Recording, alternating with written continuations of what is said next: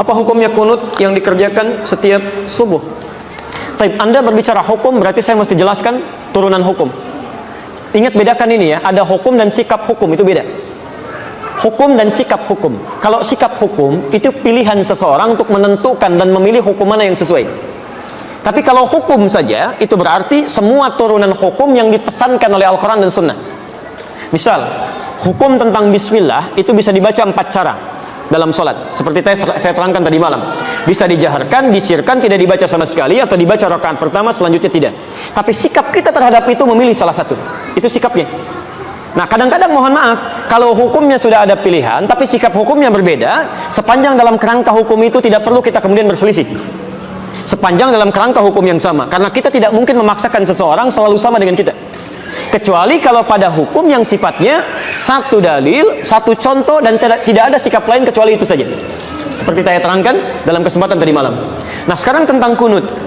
Kisahnya dimulai di saat Nabi SAW dalam fase dakwah, ya, di awal-awal masa Islam di Mekah, tiba-tiba kedatangan tamu dari distrik Bi'r Ma'unah. Bi'r Ma'unah agak banyak ini, ya, menyampaikan bahwa, ya Muhammad, ya Rasulullah, di tempat kami orang-orang yang masuk Islam, semuanya masuk Islam. Awal masa dakwah, kedatangan informasi satu desa, bedol desa masuk Islam. Kira-kira senang atau tidak? Senangnya luar biasa. Maka mereka minta dikirimkan guru-guru untuk mengajar. Dikirimkanlah oleh Nabi SAW 70 orang penghafal Quran. 70 orang penghafal Quran. Di saat-saat masa awal-awal keislaman, tidak banyak penghafal Quran. Dikirimkan 70 orang ke sana.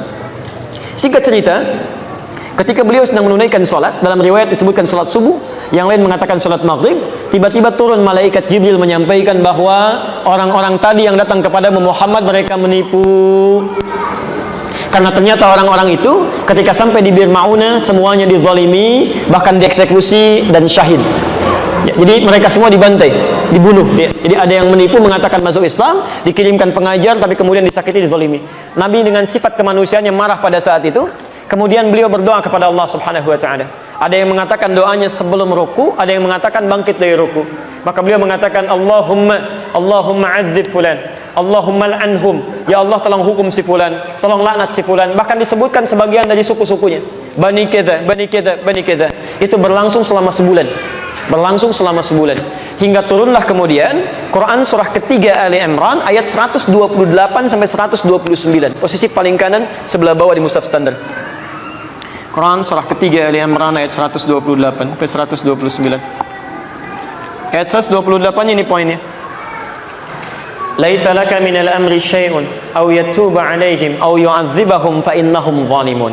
Ketika Nabi berdoa dengan kalimat hukum, ya Allah, laknat si fulan, ya Allah, tiba-tiba ayat yang turun itu begitu mengejutkan. Muhammad, kamu tidak punya hak untuk menghukum seseorang atau melaknat seseorang karena dia pernah berbuat salah. Hak Allah untuk menentukan siapa yang dilaknat atau untuk menghukum seseorang. Perhatikan, ini kalimatnya indah sekali, indah sekali.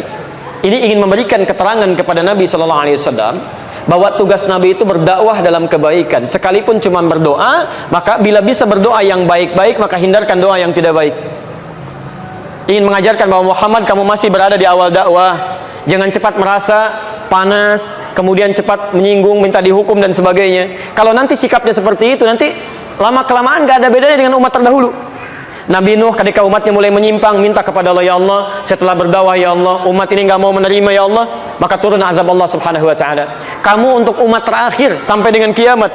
Kalau sikap sekarang minta umatnya dihukum, maka bagaimana dengan sikap dan keadaan mereka nanti sampai kiamat?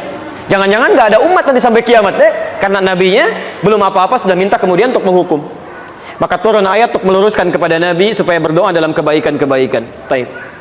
Ini bukan Nabi salah, bukan, nilai kemanusiaan yang menjadikan bahwa mereka penipu. Sedangkan ini masih ada di awal dakwah.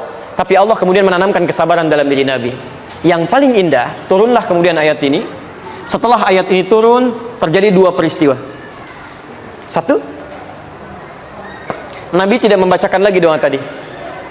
Ya Allah, tolong laknat si fulan, ya Allah hukum si fulan. Tapi kemudian merubah doanya menjadi doa yang baik. Dalam bahasa Arab, sesuatu yang baik yang dimohonkan kepada Allah Subhanahu wa ta'ala, singkatnya disebut dengan kunut namanya. Kunut. Permohonan yang baik-baik sebagai ketaatan kepada Allah. Karena Allah perintahkan berdoa dengan yang baik, ya, maka sifatnya disebut dengan kunut.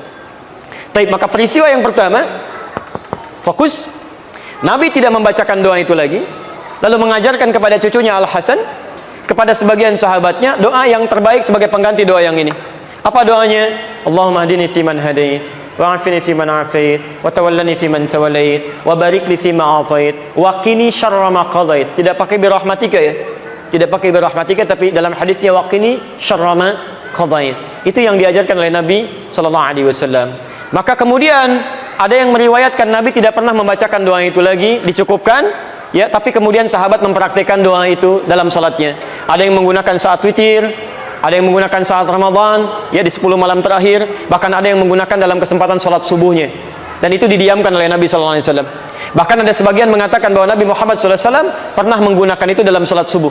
Walaupun sebagian memandang riwayatnya lemah, ada yang mengatakan yang lain riwayatnya kuat. Dari sini, Bapak Ibu sekalian, karena Nabi sallallahu alaihi wasallam tidak mempraktikkan doa yang tidak baik tadi, kemudian mengajarkan doa yang baik ini, dan beliau mendiamkan sahabat yang mempraktikkan, tidak melarangnya, ya, maka disinilah kemudian para ulama melihat itu, lalu menyikapi dan mengambil kesimpulan dengan 3 kesimpulan.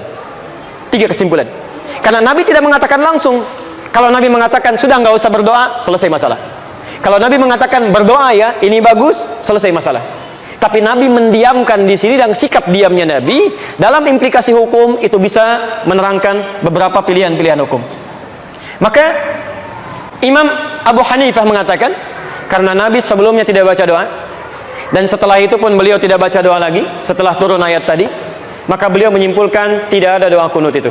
Makanya saat subuh tidak perlu membaca doa kunut, selesai. Imam Abu Hanifah. Imam Malik, Imam Syafi'i menyimpulkan Nabi SAW baca doa. Doa ini diganti oleh Allah untuk yang baik-baik. Dan kemudian diajarkan oleh Nabi pada sahabat, sahabat membacakan, Nabi tidak melarang. Ini artinya itu pun dibenarkan kalau dibacakan. Maka dari itulah Imam Syafi'i, Imam Malik mempraktekkan doa kunut ini. Imam Malik membacakan sebelum ruku. Jadi begitu membaca surah di rakaat yang terakhir dalam sholat subuh, itu Imam Malik mempraktekkan kunut, tapi kunutnya nggak jahar, sir. Makanya setelah baca surat agak lama, itu sedang baca kunut dalam subuh. Imam Syafi'i memilih riwayat yang setelah ruku. Ruku i'tidal, sami Allahu liman hamida, Rabbana walakal hamd, lalu membacakan ini dalam subuhnya. Plus Imam Syafi'i, Allahumma hdini fiman hadait, dan seterusnya. Imam Ahmad bin Hanbal mengambil jalan tengah. Ini Nabi sebelumnya nggak berdoa. Ada peristiwa besar terjadi yang membutuhkan doa, kemudian Nabi berdoa dengan itu. Setelah itu Nabi tidak berdoa lagi. Ini artinya doa ini bisa dihadirkan dalam peristiwa-peristiwa yang menuntut doa itu disertakan oleh kita, karena ketidakmampuan kita berada di sana. Peristiwa dahsyat besar yang meminta kita atau menuntut kita menghadirkan doa, itu dalam bahasa Arab disebut dengan nazilah. Nazilah, maka dikenal dengan istilah kunut nazilah. Doa kunut yang dibacakan ketika terjadi peristiwa genting yang membutuhkan doa, yang ada di Palestina, yang ada di Aleppo kemarin, yang ada di Syria dan sebagainya, maka dikenal dengan istilah kunut nazilah. Tiga-tiganya disepakati oleh para ulama, baik di zaman itu sampai di zaman kini. Ini ijtihad para ulama yang dibenarkan dan sah dilakukan ketika memilih satu di antara ketiganya, karena Nabi memang memberi peluang yang sama untuk bisa mengerjakannya atau tidak sama sekali. Jadi di masa bahkan Imam Syafi'i, beliau pernah berkunjung ke tempatnya Imam Abu Hanifah setelah beliau meninggal.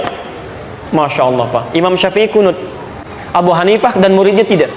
Begitu sampai ke tempat Imam Abu Hanifah, murid Imam Syafi'i mengatakan, ketika Imam Syafi'i diminta jadi imam, Syekh tafadhal, taumu bin nas, tusalli bin nas, Anda jadi imam. Murid Imam Syafi'i mengira Imam Syafi'i akan kunut. Mereka mengatakan pendapat kita akan unggul di sini. Tapi ternyata ketika sholat subuh, Imam Syafi'i tidak kunut. Tidak kunut. Apa kata muridnya setelah sholat? Syekh, lima lam taknut, kenapa Anda tidak kunut? Kata beliau, saya menghormati pendapatnya Imam Abu Hanifah yang berlaku di tempat ini.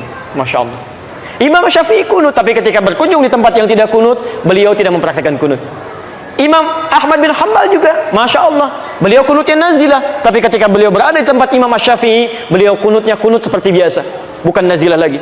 Jadi di sini indah sekali, para ulama soleh, hafal Quran, menulis kitab hadis, dekat dengan Allah, saling menghormati satu sama lain. Walaupun beda pendapat, tapi masih bisa minum teh sama-sama, tersenyum sama-sama, dan ada dalam kebaikan. Antum bukan imam besar, jadi makmum juga jarang, hafal Quran juga tidak, hadis belum dituliskan, Masya Allah. Kenapa masalah ini jadi pada ribut? Yang kunut benar, yang tidak kunut benar, yang salah, yang tidak sholat subuh. Selesai. Kalau saat jadi makmum terus kemudian kita memilih tidak kunut, kemudian imamnya kunut sikap makmum tidak apa? Baik, ini pertanyaan selanjutnya sama di sini ya dengan kertas. Baik. Nah, sekarang selesai sederhana. Jika imamnya kunut, antum ikut kunut. Mengaminkan, selesai. Ya, persoalan mengangkat tangan atau tidak itu persoalan lain. Tidak harus mengaminkan mengangkat tangan. Saya tadi subuh imamnya kunut. Saya mengaminkan tapi tidak harus mengangkat tangan. Kalau imam dia berdoa boleh mengangkat tangan. Ya, jadi begitu mengatakan Allahumma hadina fiman hadait, saya katakan amin. Karena makmum itu tugasnya mengikuti imam. Dan kalaupun imamnya nggak kunut, antum biasa kunut, antum nggak usah kunut. Apalagi imam salam, antum sujud sahwi itu nggak usah. Awas jangan terlampau soleh di sini. Awas karena tugas makmum itu mengikuti imam. Imam ruku, antum ruku. Imam sujud, antum sujud. Imam kunut, antum kunut. Imam nggak kunut, antum nggak usah kunut. Selesai ya? Gampang sebetulnya. Wah, yang salah, yang tidak, kita sepakat di situ. Baik. Saya dulu di Tripoli dapat kunjungan dari ketua PBNU dulu, datang, ya, mengatakan, alhamdulillah katanya Ustaz, di Indonesia sekarang NU dan Muhammadiyah sudah kompak. Subuhnya nggak pakai kunut katanya. Masya Allah saya bilang, bisa begitu? Iya, karena nggak pada ke masjid semuanya masing-masing.